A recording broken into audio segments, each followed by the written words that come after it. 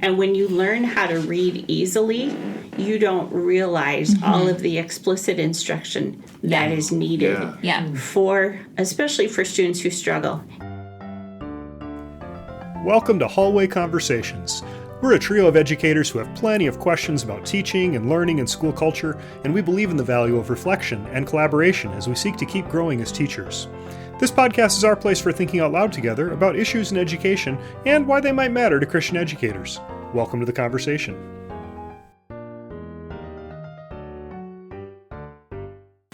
Hello, everyone. Welcome to the 109th episode of the Hallway Conversations podcast. My name is Matt Beamers. I'm Abby DeGroat. And I'm Dave Mulder. Friends, thanks to our sponsors at CASE, the Center for the Advancement of Christian Education. To learn more about the different ways that CASE can support your school board, your leadership team, your teachers, or your community, we encourage you to visit their website at case.org.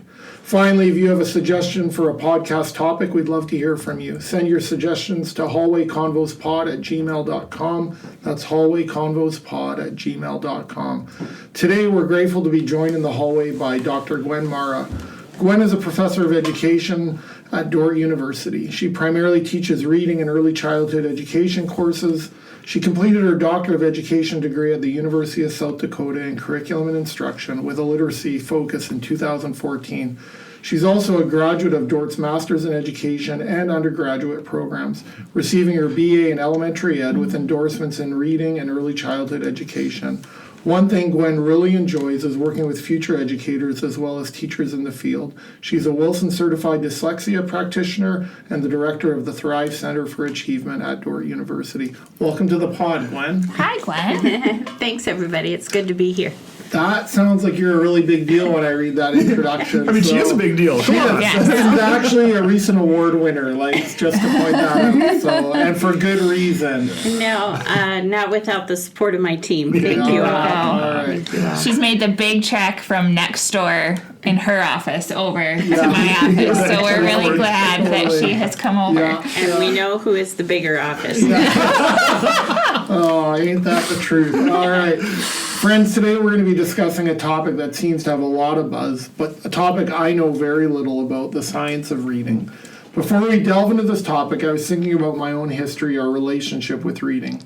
I don't remember learning how to read or even how it was taught back then, if I'm honest. And maybe there's something beautiful about having no memory of not knowing how to read. My earliest memories of reading are quite honestly sitting on the floor of my bedroom where I would spend hours studying the backs of old hockey cards. I also can remember the Sugar Creek Gang, Encyclopedia Brown, Henry Huggins, and the Black Stallion. Oh, yeah. I'm curious for the three of you. What comes to mind when you think of learning how to read or where your passion for reading came, or even maybe a book or a series as a child that shaped your reading journey? Abby, can I ask you to... I have very vague memories of like chalkboards and VOAC. Right? Yeah. Like What's with VOAC? I've never heard it's that. like a phonics program. Okay. Right? Yes. And it's got like the lines with the little dotted lines in the middle and handwriting and sounds. But I don't I didn't struggle to learn how to read, so I don't have a whole lot of memory of it either, because kids who don't struggle probably don't remember. Yeah. I would agree with you. Yeah. From my own growing up, too, I didn't struggle with reading. I remember sitting on the couch playing church. Oh, yeah. And then I used the Psalter hymnal, and I figured out what syllables were. Oh. Because of how it's because they broken were up. broken up for sound, for that's songs. beautiful. Yeah. And so that helped me to figure out I love that. how to read. I love so that. that's one of my first memories. I was probably 4 to 5. Sure. I'm going to be really honest. Like, I've heard a lot of people, like, play school. Like, I've never heard anyone play church. Oh, awesome. absolutely. And thanks for a classic Psalter hymnal reference. For those of you know, you know. Yeah. You know, Yes. you know. Yeah. How about you, Dave? Likewise, I think I was a pretty early reader. I don't remember learning to read. I have a few memories. Like, I used to watch Sesame Street a lot, and I remember like Two-Headed Monster sounding out words. Yeah. I can Yes. remember Yes. that, and so that's probably part of it. But I loved a lot of fantasy literature when I was a kid, and I can remember reading the Chronicles of Narnia for the first time, and I must have been in 2nd or 3rd grade the first time I read through those, and I was absolutely engrossed, just totally hooked by those. Probably 3rd grade was when that was. But yeah, just to have a series of books that just kind of captures your imagination and sparks it like that, it can be such a powerful thing for kids too, right? Yeah. Abby, was there a series or books for you that you kind of remember latching I think onto? when I was real little, my dad read through all of the Little House on the Prairie books to my sister and I. So that's a strong memory. But I used to go just to like check out tons of books and read all the time. Book It was a very powerful motivator for me. I really liked pizza. But What is that? You'd read some? yeah, and then you get like a pizza certificate for like every how many. I could have been into that Yeah. as a kid. Yeah. Wow. But I read a ton when I was a kid. Just anything, really. And you've been a reader most of your life? Like, have all three of you been readers Yes. most of your Yes. lives? Yes. Yeah, no, that's good. Thanks for that. Well, Gwen, we're here to talk about the science of reading, and like I said, it's something I've heard a lot about. Like I have someone in one of my grad ed courses. I'm doing a project on it, and I think I connected them with you because Yes. it's like you need to talk to someone who knows about this, and it just seems like it's coming up more and more. And so I'm just wondering, maybe we probably have a number of readers who know a lot about it, and there's probably a number of listeners who know a lot about it, and a lot of people like me who know very little about it. And so maybe just a place to start, like what is it, or some of the principles behind it? Can you just share a bit? You bet. So I would say that the science of reading is really looking at research regarding what we know about how students learn to read. And there have been podcasts that have been very popular that have talked about, for instance, Sold a Story, where they look at how research was kind of manipulated by publishers and by authors, and that it wasn't fully examined. And so now I feel like the real push is to look at what research actually says about how we learn to read. And so if we go back to 2000 with the National Reading Panel report, they identified 5 key areas and examined research in those areas and said these 5 areas need to be a component of reading instruction. And they included phonological awareness, phonics, fluency, vocabulary, and comprehension. And so that's what we're looking at. But the research hasn't stopped there, right? It's continuing on. And I think that's important for us to remember with the science of reading, is that it's not a fixed product. Just as the research is continuing to evolve and develop and happen, I think we as teachers, as professors, need to also keep learning. Yeah. And that's really important, that we continually learn. Can you talk a little bit? So the science of reading is partly in response to, you alluded to it, the Sold a Story podcast, which I've listened to, which I find fascinating, right? Yes. So, which is the whole language push toward methods of learning how to read that are not backed by science, but that publishers made a lot of money from. Right. And I think the root of that is that, like we just talked about, our own learning how to read. And when you learn how to read easily, you don't realize all of the explicit instruction that is needed for, especially for students who struggle. And I think if you look at readers as a whole, most research would say that about 25% of readers are able to read easily with very little instruction. But really 60 to 70, maybe 75% of readers need explicit instruction, need more skill instruction to figure out the code between the letters and the sounds and how we put that together for reading and writing. And so that's where structured literacy comes in. Structured literacy is an approach that's grounded in the science of reading. And so structured literacy looks at things, or stresses things like explicit instruction. So we don't make any assumptions about how students learn rules. We actually teach those things. It's very sequential. So we start from simple to complex. It's also cumulative, so we're constantly reviewing what we've already learned. And I find that as I work with students who struggle, that cumulative review is really necessary. When students learn easily, they might catch it in 4 experiences or 4 moments of teaching. When a student struggles, they may need 25. Wow. They may need 50. Yeah.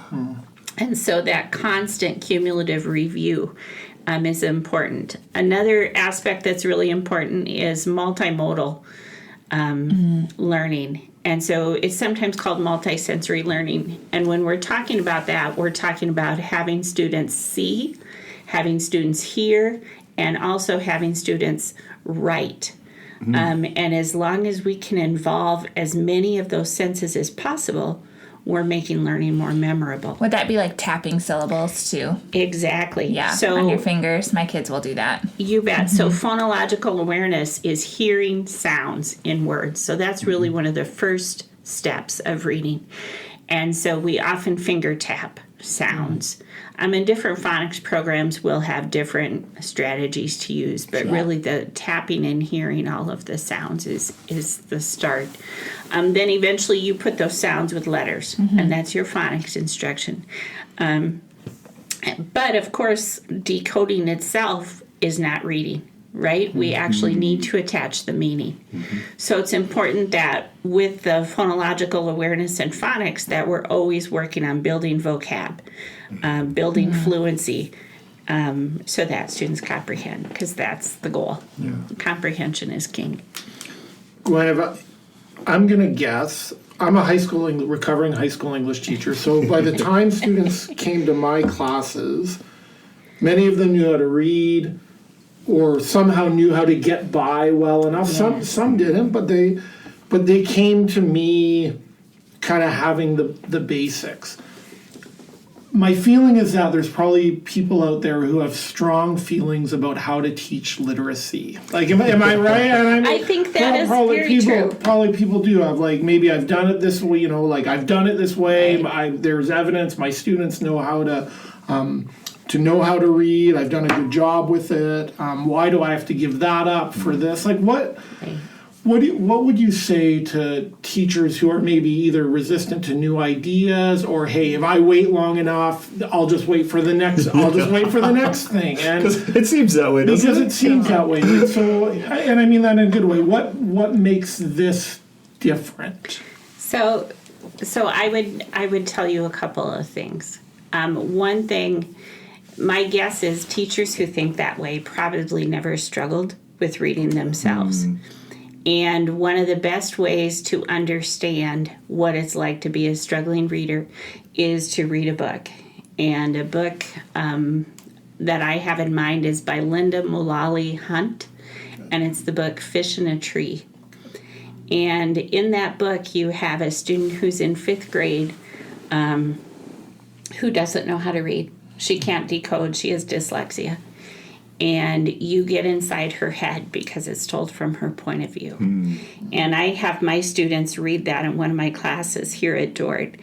And it is by far one of the most powerful tools for them, because all of a sudden they're like, oh, I had no idea that's what it's like.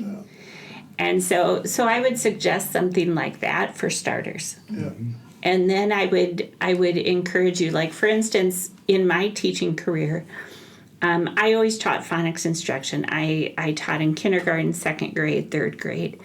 However, I didn't know how explicit the phonics instruction needs to be for students who struggle. Now I work with a lot of struggling readers at Thrive Center for Achievement, and I'm amazed at how explicit that phonics instruction needs to be. We need to pull that language apart into very small units and practice that in order for students to be successful. So when you say explicit phonics, can you give us an example? Like, what kinds of things would that look like? You bet. So one of the skills we teach is like blending sounds. So oftentimes, like, students will not hear all the sounds in a word. So, like, we're talking the word track, t, r, a, k. You hear 4 sounds. students might hear just a D at the front, D-A-K, Interesting. DAC, instead of track. And so helping them hear all those sounds first, and then we practice writing them. And so it's, for us, always the writing and the reading go hand in hand. Sure. So that's where you might see like the phonological spelling Yes. in first and second grade. Yes. Yeah. Absolutely. And, you know, as an educator, you want them to try, Yeah. because students need to try in order to get better, right? Even if their tries won't always be perfect. Yeah. But they need to practice in order to become better readers and better spellers. Sure. So Gwen, you work across the street from where we're sitting at the Thrive Center. Can you, for just our listeners, talk a little bit about what the Thrive Center is, and then what does the science of reading have to do with your work at the Thrive Center? Because I'm thinking about some of our listeners who might be in work with similar students. You bet. So Thrive Center for Achievement was founded about 2 years ago. And it's a center supported by Dordt University. And our mission is twofold. One aspect is serving the community. So we provide tutoring services for children in the community. And it's one-on-one tutoring, and it follows the Wilson program. Another aspect of it that's really powerful for us at Dordt is that it provides opportunities for our students to be trained as tutors and to provide these services. So when students work at Thrive Center for me, they get trained in how to give explicit instruction, how to use data to inform our instruction, and to work with real kids. Which is so powerful for them, and do real work for real people. So it's really a powerful experience for all of us. If you say with these aspiring teachers or even veteran teachers who are listening on the podcast, hey, the science of reading, I've heard about it, I'm learning about it, I need to take my first couple of steps into it. Like, what's a starting place for someone who maybe is teaching on their own or isn't even part of a team to say, man, this feels like a lot. Help me out here, Gwen. Where do I go? So there's a couple of places that you can go that are easily accessible online. So one of them is readingrockets.org. And that is, they have modules regarding science of reading, regarding dyslexia, and how to help kids. So that's a great source. Another great website is the International Dyslexia Association. Tons of resources there, both for parents and for teachers. Infographics. Just a ton of information really on any topic related to dyslexia. They have materials about helping English language learners who might also have dyslexia. They provide materials in both Spanish and English, which is also very helpful. And really, any area of structured literacy they look at and examine. And so that's a great resource to look into. It seems to me, and maybe I'm way off here, it seems to me that incidents of dyslexia are increasing, or maybe just people are being diagnosed better for dyslexia. Maybe, am I onto something? I think, so research tells us that actually about 20% of the population has dyslexia, which is a huge number. Yeah. But that's also, it's on a spectrum. Okay. So there are more mild and there are more severe cases. So some people with mild dyslexia might be able to figure it out, so to speak, although they likely will benefit greatly from the structured instruction. Sure. Students who struggle likely will not figure it out. they need explicit tutoring. That's something that we've seen wonderful success with at Thrive Center for Achievement, because a reading disability doesn't mean that you are low in intelligence. Not at all. You have normal or high intelligence, but it's neurobiological, so your brain is functioning differently. And so it is difficult for you to decode in a way that seems natural to other people, although the ability to read and write is not natural for anyone. It's learned, right? So it is learned. Yeah. It is learned. So you're actually retraining students' brains with structured literacy. Students who may be wired not innately to learn to read and write. Exactly. So I often tell children that I work with, well, for one thing, when kids struggle with reading, it's hard. And so we need to motivate them when they come, right? We need to build up their self-esteem. They feel like they're struggling all day long, and then they come for tutoring, and that's hard too. And so we want to take small enough steps so that students feel success. But we also try to educate them on what the steps that we're doing, how that helps their brain. And so there's a few analogies that I use that seem to be helpful. One is that the different areas of your brain that are used for reading have pathways between them. And oftentimes with a child with dyslexia, those pathways are not well connected. And so I said, think of it like a gravel road. You have to drive carefully. You have to drive at a slower speed. In Northwest Iowa, that makes sense. We have gravel roads everywhere. And so what we want is through the practice that we do every day, it's like paving those roads. And we want them to be paved so that you can drive or so that you can read well. And then the comprehension piece and the fluency piece, we work on all of that to build those reading skills. Another analogy that I use that is helpful is that it's kind of like braces for your brain. So a lot of kids have braces on their teeth, right? And they don't just put them on for a day and then they get it fixed, right? It's a process.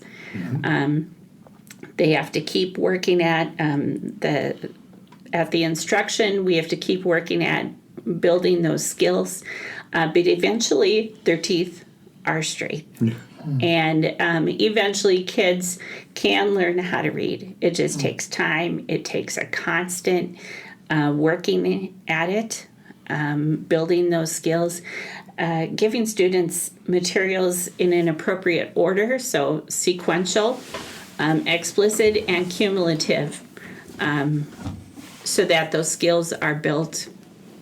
And as students show us that they're ready for new material, we give them more difficult things. So like, for instance, we'll start with one-syllable words, and then we add on other areas as students show us they're ready for it.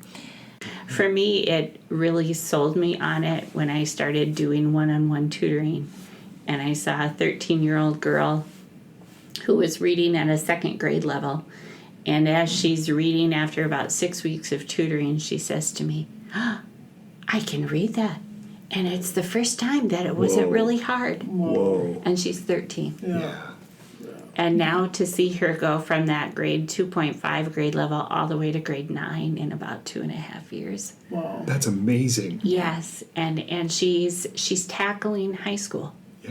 For the first time, she's reading at grade level, and she's able to do her work. And she got second place in a poetry contest, and she gets it, and the confidence that she has, I'm like, that is incredibly powerful. And it's, people think it's new. It's not new. No, it isn't new. And that's the other part, right? Like I did phonics when I was a kid. Phonics is not new.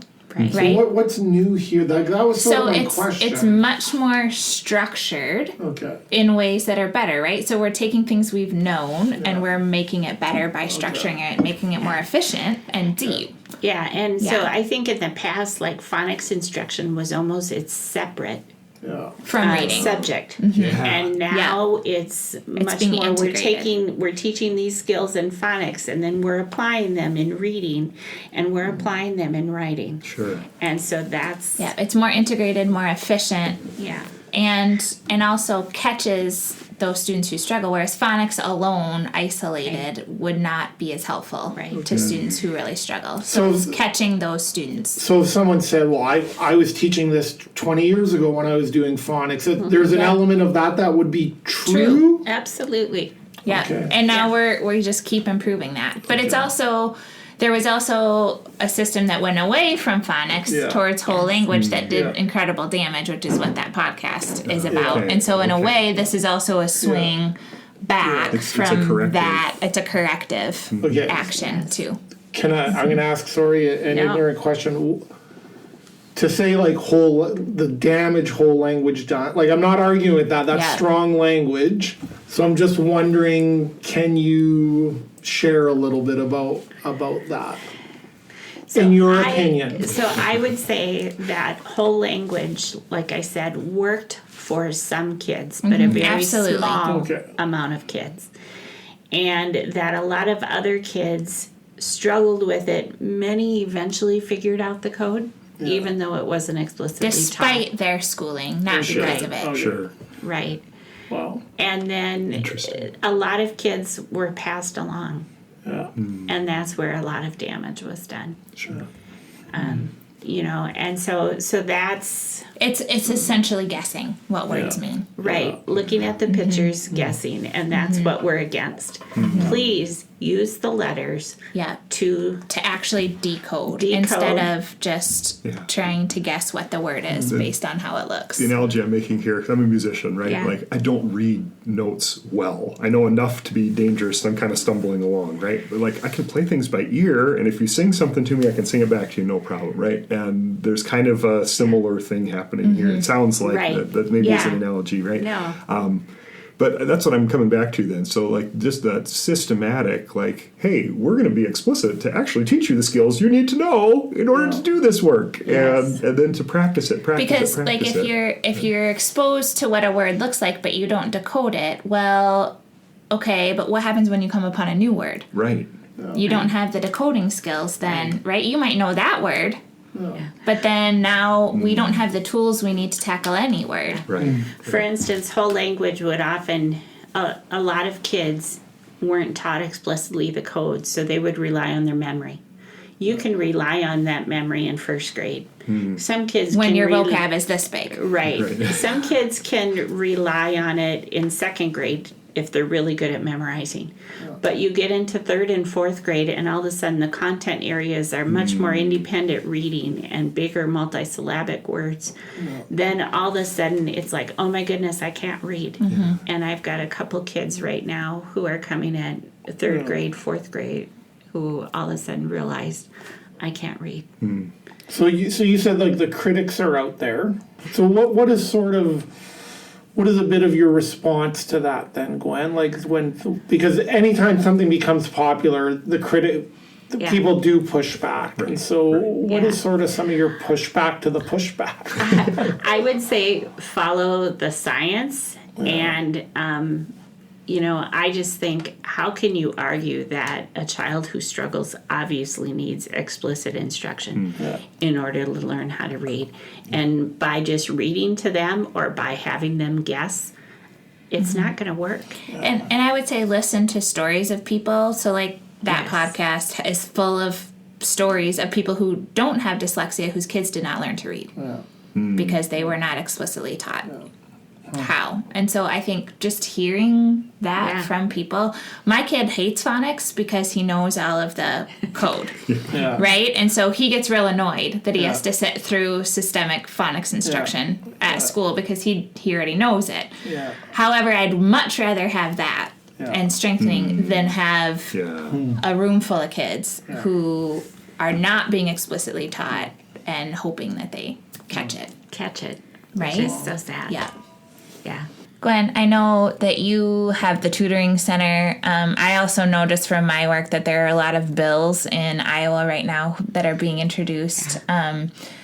wanting to expand structured literacy into schools and requiring it and thinking through how to build it into teacher prep programs, Yes. right? And requiring it, especially like K-3. What would you say to a critic who says, why invest all of this into the science of reading if it feels like a fad, if it feels like something that the pendulum is just going to swing? Yeah.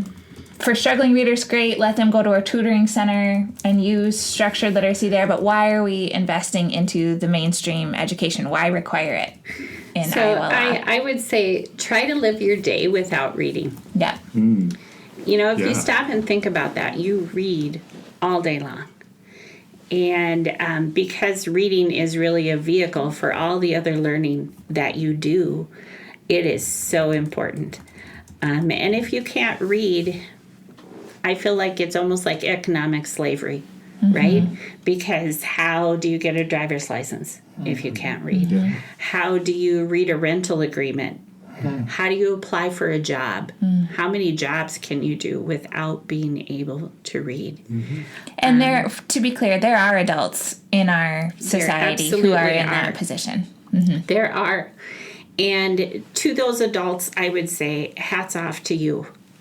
You're working your tail off, and, I appreciate all the work you've done. But I also would say it's never too late to learn how to read. Yeah. And, so I would say if at all we can help students learn how to read, I think as educators, that's important. And this way is better than we've known before. And so it's important to keep implementing Absolutely. those changes. Yes. Gwen, I'm thinking of some of us are, and some of our listeners will be familiar with Teaching for Transformation, and I'm thinking about the through line of justice seeking. Yeah. And you just talked about, hey, the ability to read a rental agreement, a driver's license. So is there like maybe I'm off base here, but like almost like an equity component to the science of reading? Like, or is that maybe too strong language? But it just strikes me as you're saying that, Yeah. like because those are justice issues in some ways too. Yeah. I would see it that way. Dyslexia is often something that runs in families. And so that can be challenging. But for me as a Christian, it's really important that I present literacy instruction to everyone, because I really feel that everyone has the right to read. And that ability. It just takes time. Gwen, as you're talking, if I just think about my own kids, or even working in an elementary school, learning to read is really hard work. It's exhausting. Like, I think if I had to go back, like, it's no wonder 5-year-olds or 4, whatever, are so tired. Like, it's so hard. And you've alluded to that, actually, like the hard work of rewiring a brain. It's so important, and it's so good, and it's so tiring. So I'm holding that in one hand, and I'm thinking about how many parents who I talk to who say, I just want my kids to love reading. And I'm trying the tension of, man, this is hard work. Is it so hard that I'm going to lose my love of reading? Like, how might we do both? Does that You make bet. sense? And I agree that that's really important, because quite honestly, the volume that you read impacts how good of a reader you are. Oh, yeah. Right? That makes sense. I mean, right? And so I would say that there's a couple things you can do. If reading is really hard, keep working at it, but also fill your time with things like audiobooks. I think that's huge for building background knowledge, and that helps your brain have things to attach this new knowledge to. And so I think that's really powerful. Not that audiobooks will teach you to read. I'm not saying that.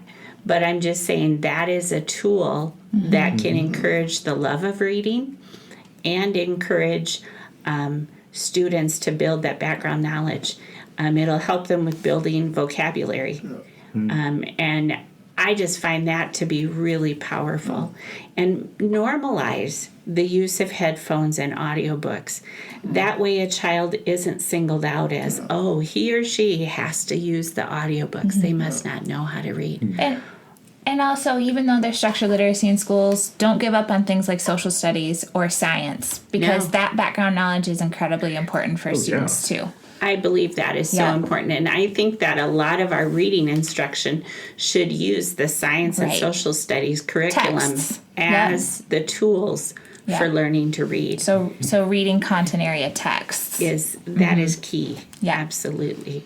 We need more of that, not less. Right. That's right. Correct. Sometimes people get wound up in thinking that we should have 3 hours of literacy instruction, and I'm not an advocate for that at all. I believe that every teacher is a teacher of reading, whether you're teaching science or math or social studies or even PE. And so how can we incorporate literacy into all of the content areas? Gwen, just want to say thanks for being here. And to our listeners, we'll put, Dave does a lot of the editing, and we'll put some links to some of the references to the books that you made, and maybe even the podcasts that you reference. You bet. But just thanks for blessing us and for sharing and for helping us know a little bit more about this topic. Thanks so much for letting me come. It's my passion, it's my joy, and I love sharing about it. So thank you. You bet. Friends, we know your time is valuable, and we want to thank you for joining us today for another hallway conversation. Whether it's this day, this week, or this month, we hope the Lord gives you what you stand in need of, and we'd like to send you from here with this blessing. So to our listeners, the Lord bless you and keep you. The Lord make his face shine upon you and be gracious to you. The Lord turn his face towards you and give you peace and give you peace and give you peace. Amen. Have a good week, everyone. Thanks for being here. This podcast was literally dreamed up during one of our actual hallway conversations. Our music is by Ethan Mulder. Hallway Conversations is created and produced by Matt Beamers, Abby DeGroat, and Dave Mulder. Hey, we have a favor to ask of you. Would you be willing to rate this podcast or write a review in your podcast app? Or if you found this conversation interesting or helpful, would you consider sharing it on your social media? Those things really do help podcasters out, and we would be so grateful. Thanks for listening, friends. That was really good. Oh, so good. Yeah, I hope so. Yeah.